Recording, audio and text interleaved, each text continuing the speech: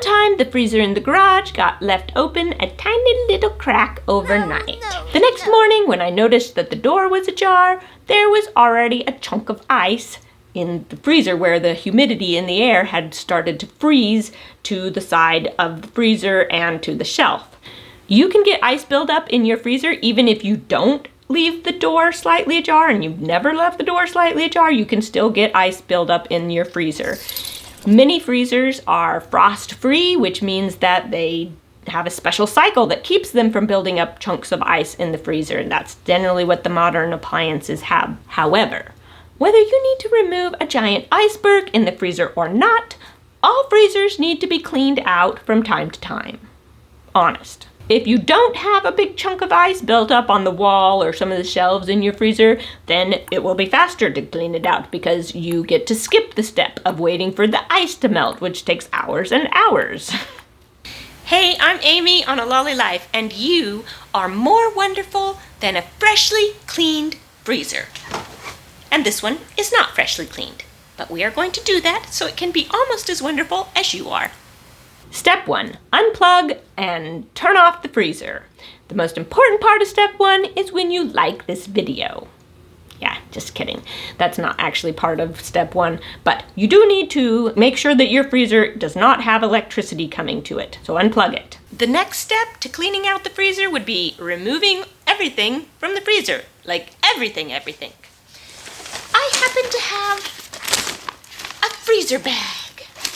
If you don't have a freezer bag, just bundle the things up into grocery bags or whatever else, and so that they're as close together as possible. And you would also want to put them in some place that was cooler. So like if your freezer is in the garage and it happens to be a really, really hot day, then probably in the air-conditioned house would be a better spot to keep it than out in the garage. After you've made a big, huge pile of all of the stuff from the freezer, cover it with lots of towels and blankets. It will insulate it and help keep it from thawing out. Step 3 is to wash down all of the surfaces with a wet rag.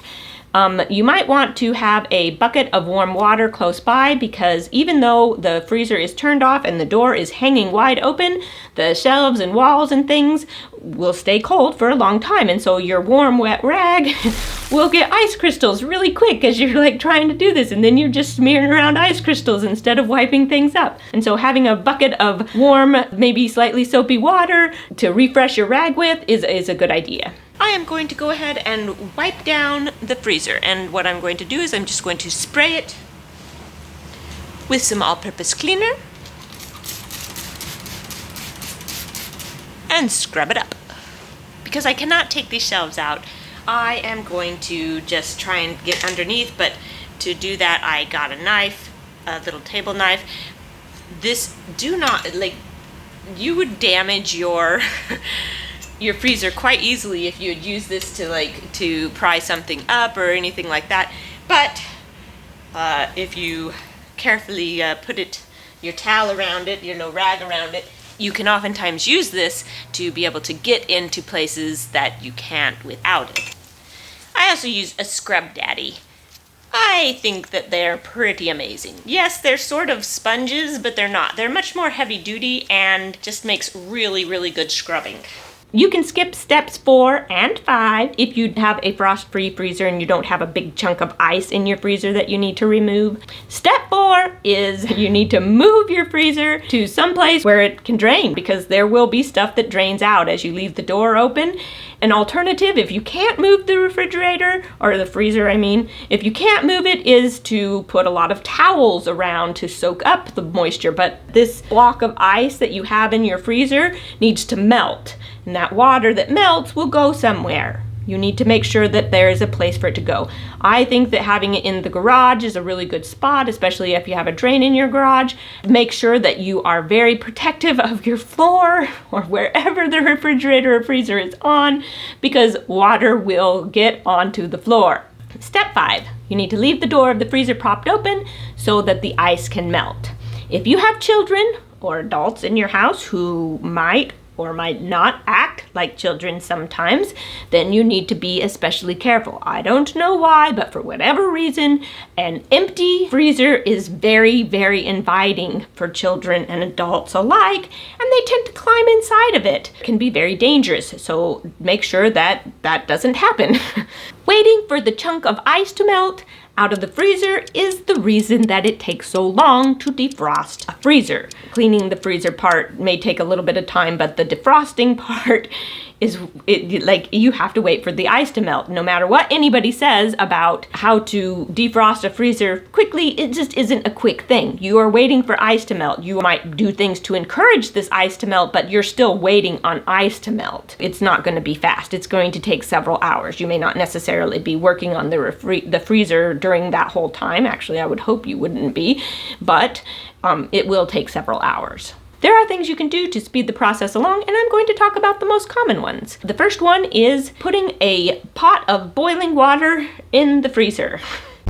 Hey y'all, this is future me while I'm editing the video. It's also sick me because I was up all night last night with a migraine. But I'm trying to be productive today in editing a video, and as I'm editing this video, I realize that I have made a fatal flaw.